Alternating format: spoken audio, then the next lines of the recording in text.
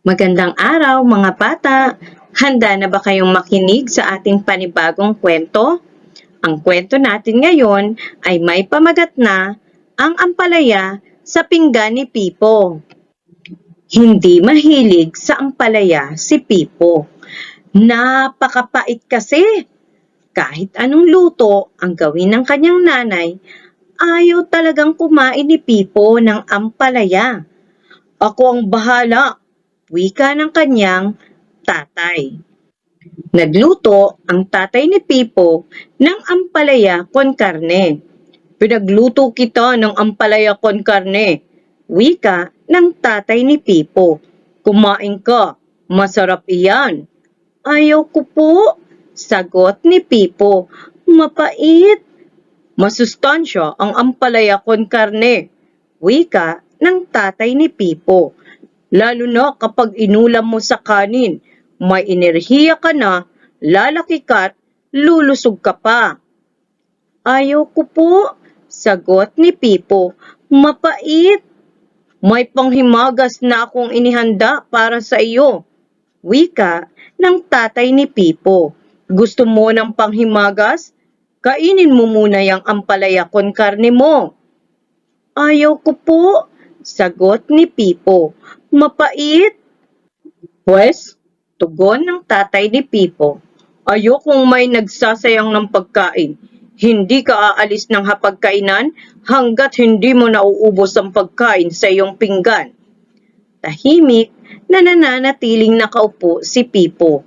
Sanay siyang ipinipilit ang kanyang ayaw at gusto. Dahan-dahang lumaki ang pinggan hanggang ito'y maging isla.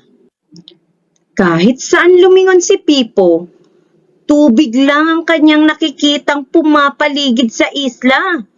Naging dalampasigan ang kanin at naging bundok ang karne. Nakita ni Pipo na nagsasayaw ang kutsara at tinidor. Bigla na lang may narinig siyang malalim na boses. Kung hindi ka kakain, kakainin kita. Paglingon ni Pipo, may nakita siyang dambuhala na gawa sa ampalaya. Wika ulit ng dambuhala.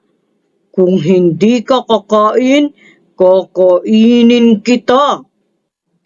Natakot si Pipo at nagsimula siyang tumakbo.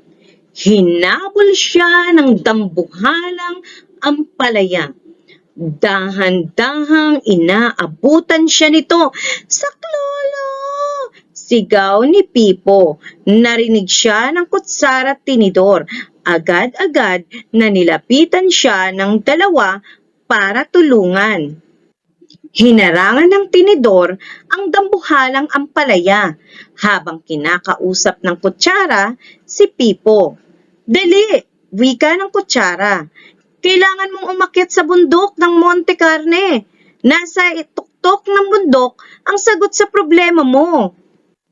Pagkasabi niyon ng kutsara, sinuwag na ng dambuhalang ampalaya ang tinidor. Tumalsik ito sa himpapawid. Dali, kumain ka ng kanin para bumilis ka.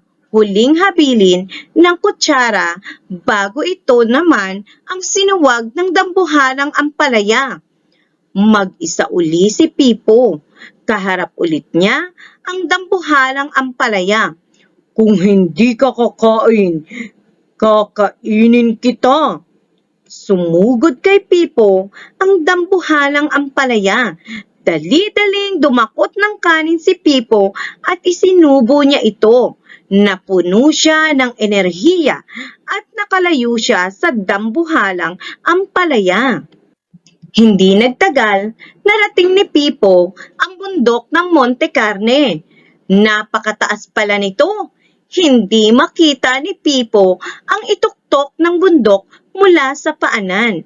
Natanaw niya mula sa himpapawid na palapit na ang dambuhalang ampalaya. Kailangan kong maakyat ang bundok, naisip ni Pipo. Ngunit napakaliit niya. Sinubukan ni Pipo na kumain ng kaunting karne. Lumaki siya ng kaunti. Kumain pa siya ng kaunti. Lumaki pa uli si Pipo. Dinamihan ni Pipo ang pagkain ng karne. Hindi nagtagal, naging napakalaki ni Pipo at naubos ang bundok ng Monte Carne. Nagkataon na abutan na rin ni Pipo ng dambuhalang ampalaya. Sa wakas, wika ng dambuhalang ampalaya.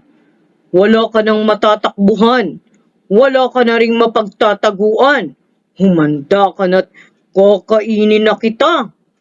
Tinitigan ni Pipo ang dambuhalang ampalaya. Napakaliit na lang pala nito. Ngayong malaki na siya, kung wika ni Pipo, ako na lang ang kumain sa'yo. Dinampot ni Pipo ang dambuhalang ampalaya at agad na isinubo niya ito. Napakapait!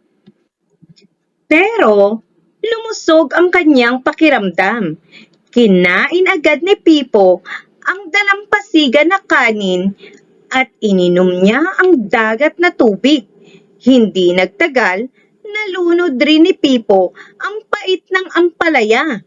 Dahan-dahang lumiit ang isla hanggang ito'y maging pinggan na walang laman. Napakahusay! Bati ng tatay ni Pipo sa kanya. Naubos mo ang iyong pagkain? Hindi naman gaano kapangit ang lasa, hindi ba? Hindi makasagot si Pipo. At dahil naubos mo ang iyong pagkain, ipaghahanda na kita ng panghimagas. Naghain ang tatay ni Pipo ng pinya. Kumain ka't masarap iyan. Hindi mahilig sa pinya si Pipo. Makati sa dila, kinindatan siya ng pinya. At diyan nagtatapos ang ating kwento. Ano kaya sa palagay ninyo mga bata ang magiging wakas ng kwento? Maaari nyo bang bigyan ng wakas ang ating kwento? I-type ninyo sa comment section ang posibleng wakas ng kwento. Kayo ang magbigay na magiging wakas nito. At meron din bang hatid na aral ang ating kwento? Tama, may aral po ito. I-type din ninyo ang aral na napulot ninyo sa kwento. Maraming salamat!